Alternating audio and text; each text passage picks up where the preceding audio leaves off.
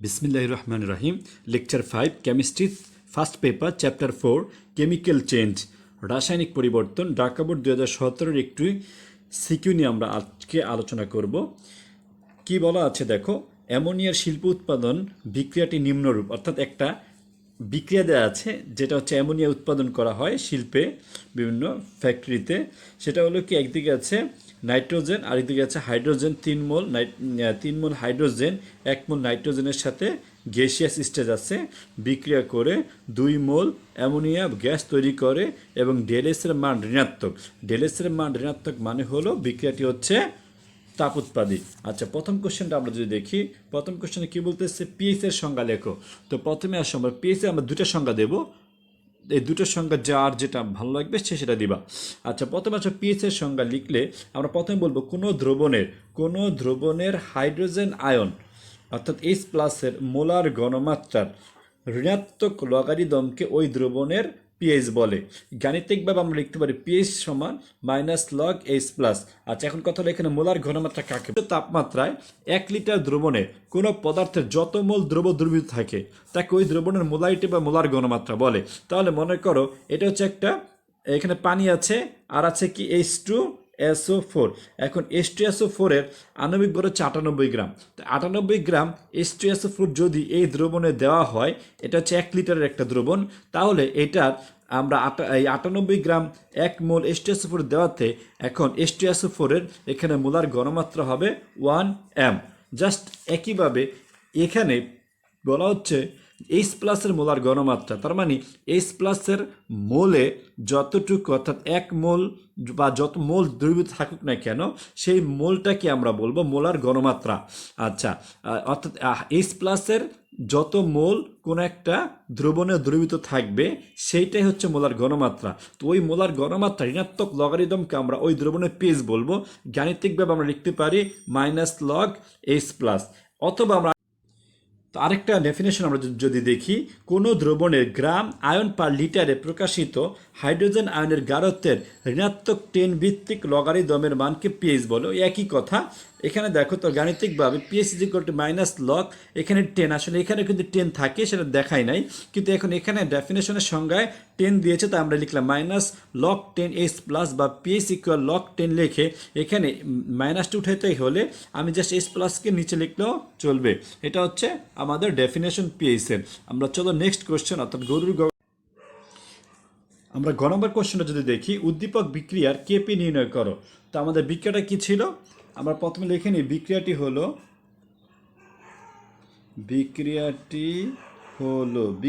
হলো লিখে আমরা বিক্রিয়াটা লিখি, N2 ছিল +3H2 ছিল, আর এইদিকে আমাদের তৈরি হলো অ্যামোনিয়া 2NH3। তো আমরা এখন এখান থেকে আমরা লিখব যে প্রাথমিক অবস্থা,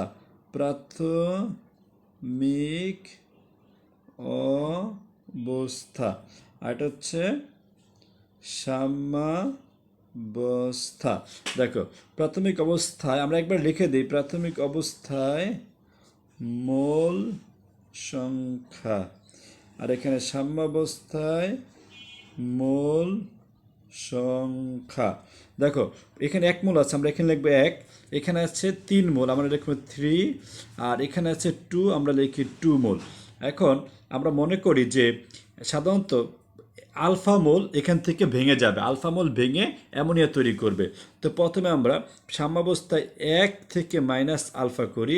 একইভাবে এটার ক্ষেত্রে আমরা 3টাকে বাইরে রেখে এটার 1 মোল থেকে মনে করি আলফা মোল চলে গেল।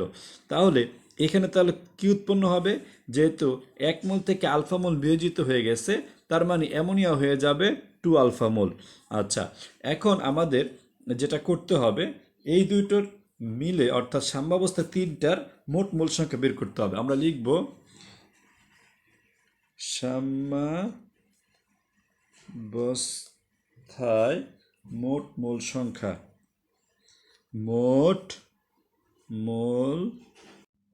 সাম্যাবস্থায় মোট মোল সংখ্যার জন্য আমরা সাম্যাবস্থায় যেগুলো পেয়েছি অর্থাৎ 1 - আলফা, 3 × 1 - আলফা, 2 আলফা, এগুলো আমরা অ্যাড করে দেব। আচ্ছা, অ্যাড করো, তার কত আসে দেখো, এখানে আমরা 1 - আলফা +3 দিয়ে 1 কে ইন্টু করলে হবে 3 - 3 আলফা প্লাস এখানে হবে 2 আলফা।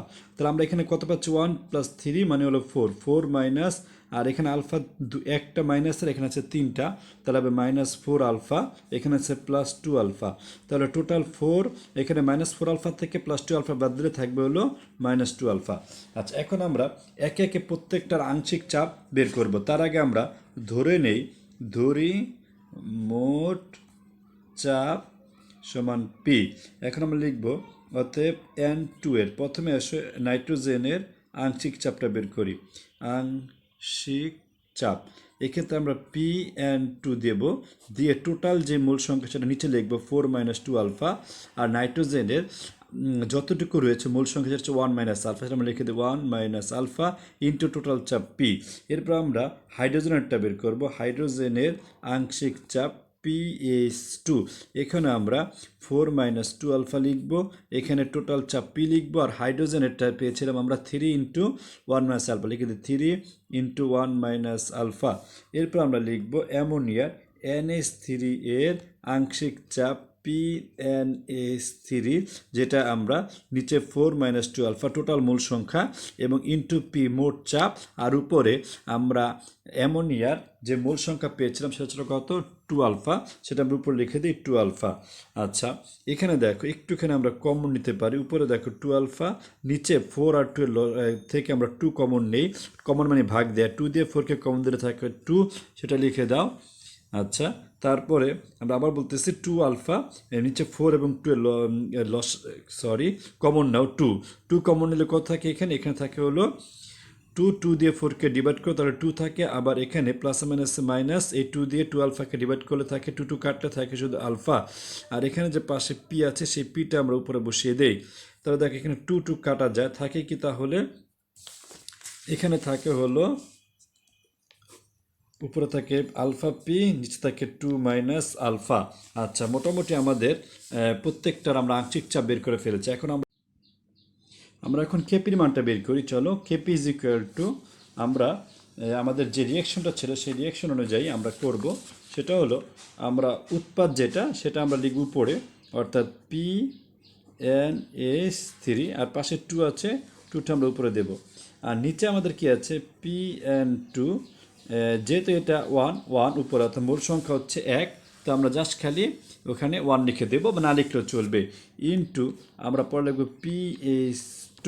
এখানে দেখো হাইড্রোজেনের মূল সংখ্যা হচ্ছে 2, তো আমরা হাইড্রোজেনের মূল সংখ্যা হচ্ছে 3, তো আমরা এখানে উপরে 3 পাওয়ার দিয়ে দেবো। আচ্ছা, এখন আমরা যদি এই ভ্যালুগুলোতে আমাদের আংশিক চাপের ভ্যালুগুলো বসাই তাহলে দেখো কি আসে। আচ্ছা, প্রথমে আমরা যদি বসাই NH3 ভ্যালু হচ্ছে এইটা, তার উপর লিখে দাও alpha p by 2 - alpha whole square. এরপরে PN2 ভ্যালু হচ্ছে কত, এই যে PN2 1 - আলফা বাই 4 - 2 আলফা, এখানে আমরা পাবো হলো পি।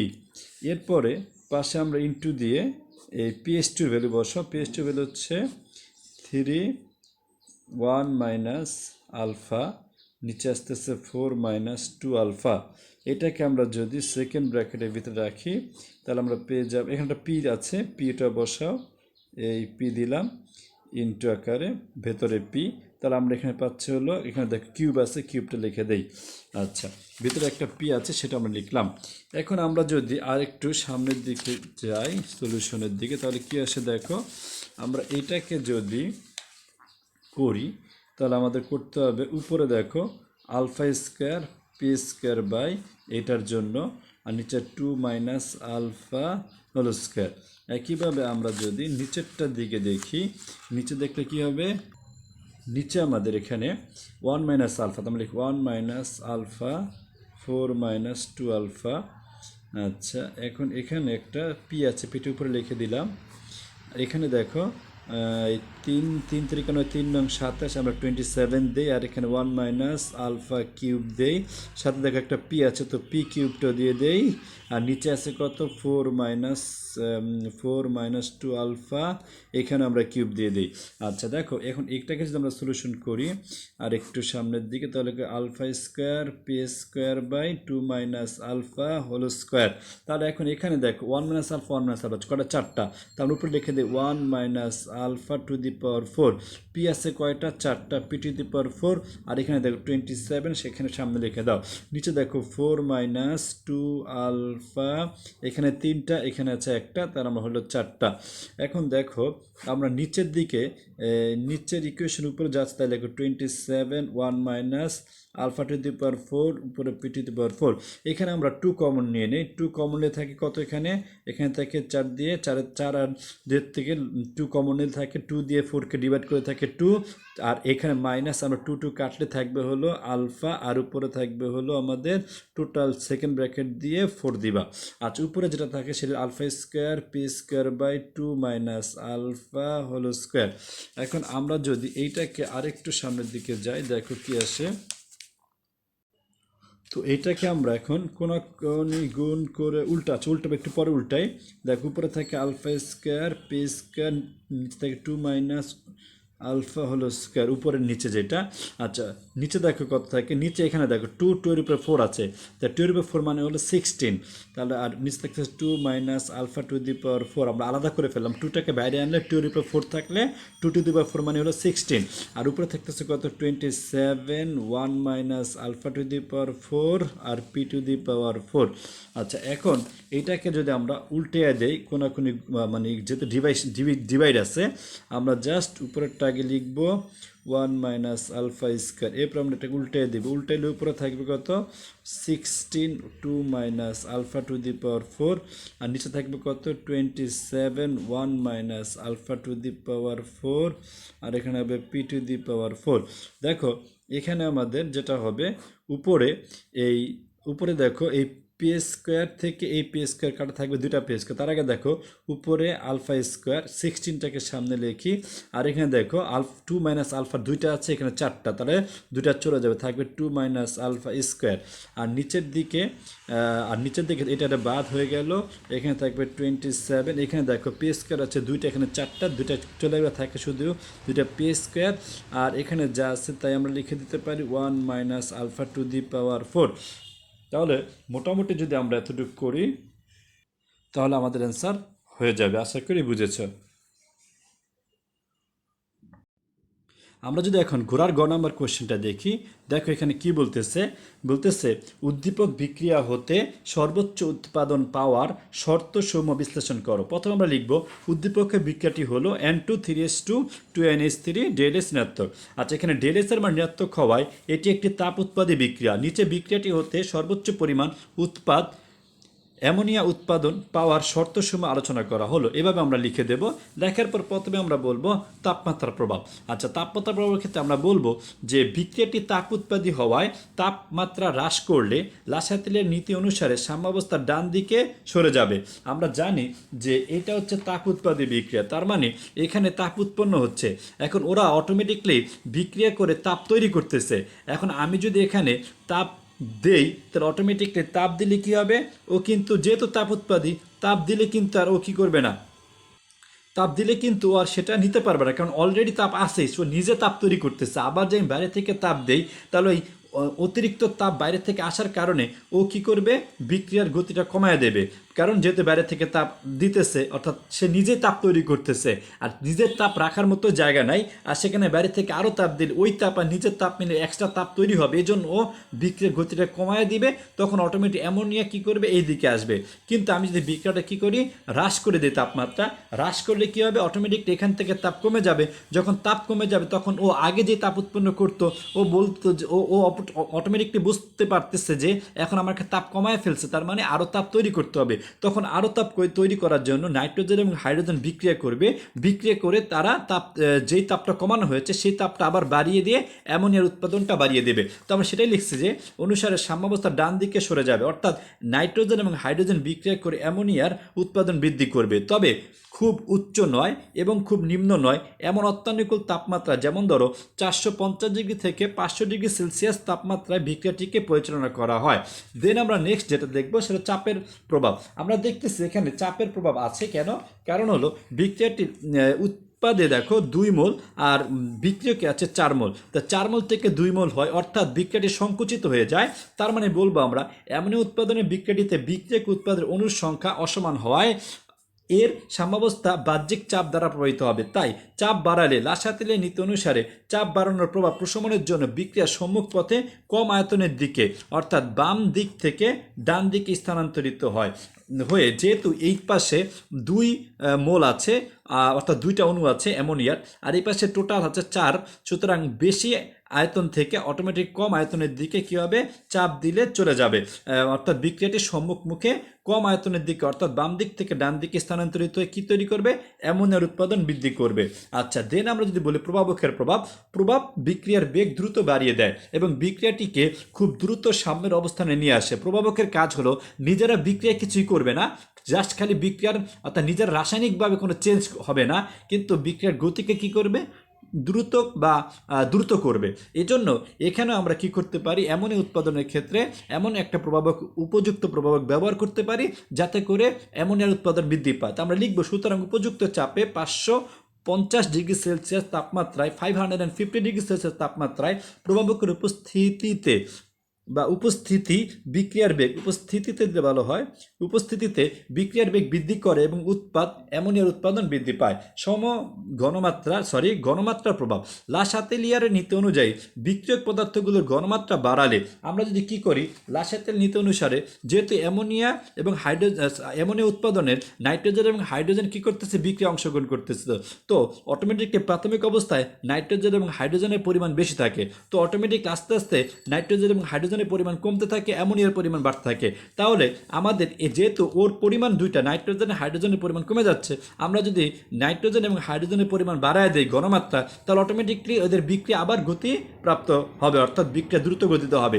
একইভাবে আমাদের উৎপন্ন অ্যামোনিয়া যদি আমরা এখান থেকে নিয়ে নিতে থাকি, অর্থাৎ যখনই উৎপন্ন হচ্ছে সাথে সাথে বিক্রিয়ার পাত্রস্থল থেকে আমরা কি করব, অ্যামোনিয়া সরিয়ে নেব, সেক্ষেত্রেও নাইট্রোজেন এবং হাইড্রোজেন তাড়াতাড়ি দ্রুত বিক্রিয়া করে অ্যামোনিয়ার উৎপাদন বৃদ্ধি করবে। সেই কথা আমরা এখানে লিখে দেব যে লাসাতেলিয়ার নীতি অনুযায়ী বিক্রিয়ক পদার্থগুলোর ঘনমাত্রা বাড়ালে এবং বিক্রিয়াজাত পদার্থ অর্থাৎ উৎপাদের ঘনমাত্রা কমালে সম্মুখমুখী বিক্রিয়া হয়, তাই অ্যামোনিয়া উৎপন্ন হওয়ার সাথে সাথে বিক্রিয়া প্রকোষ্ঠ থেকে সরিয়ে ফেলা হয়, ফলে বিক্রিয়াটি সম্মুখ দিকে হয় এবং অ্যামোনিয়ার উৎপাদন বৃদ্ধি পায়। সুতরাং উপরে বর্ণিত কাজগুলো করে বিক্রিয়াটি হতে সর্বোচ্চ উৎপাদ অ্যামোনিয়া পাওয়া যাবে।